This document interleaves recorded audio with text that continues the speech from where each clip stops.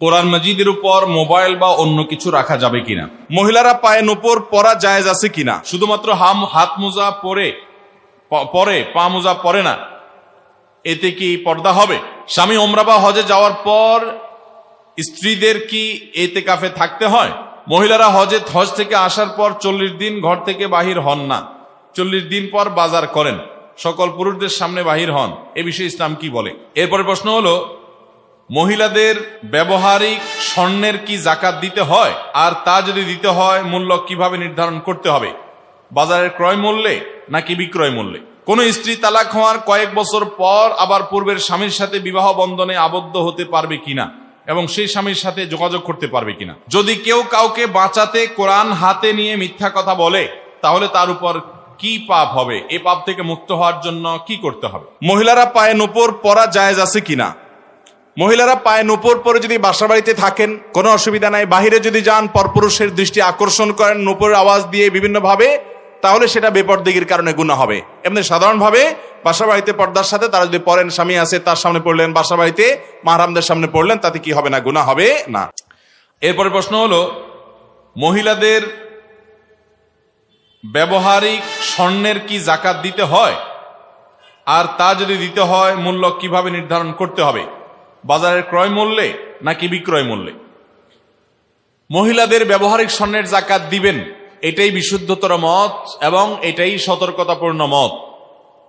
কোন কোন ইমামগণ বলেছেন দেওয়া লাগবে না, ব্যবহৃত স্বর্ণের বাইরে গুলো জাকাত দিতে হবে। কিন্তু ব্যবহৃত স্বর্ণেরও জাকাত দিতে হবে যদি সেটা নেশাব পরিমাণ হয়। নেশাব কি? নেশাব হলো 7.5 ভরি, গ্রামের হিসাব করলে 85 গ্রাম।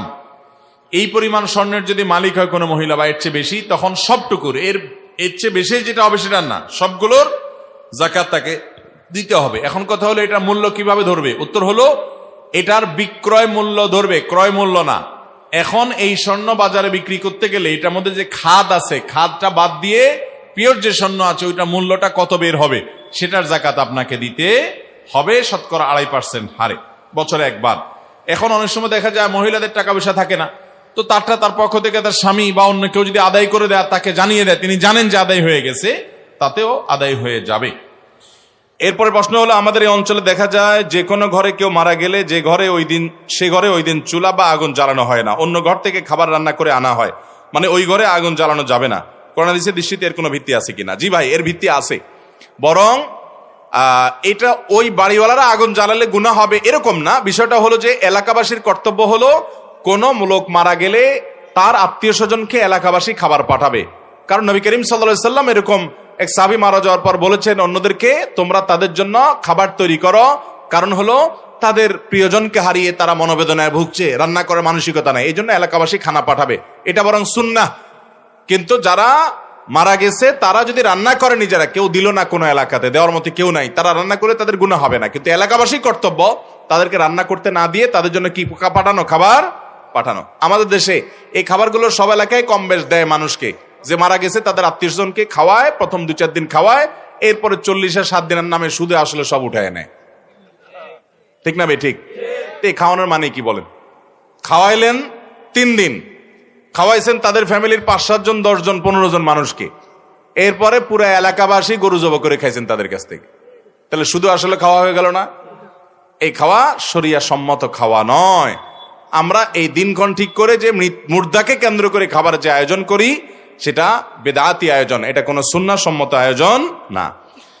আমরা জানি লম্বা জামা পরে নামাজ পড়লে নামাজ পরিপূর্ণ হয় এবং সওয়াব বেশি হয়, কিন্তু আমরা তো স্কুল কলেজে পড়ি, আমাদের গায়ে সবসময় লম্বা জামা থাকে না, তাই বলে আমাদের নামাজ কি অপূর্ণ থাকবে? সওয়াব কম হবে?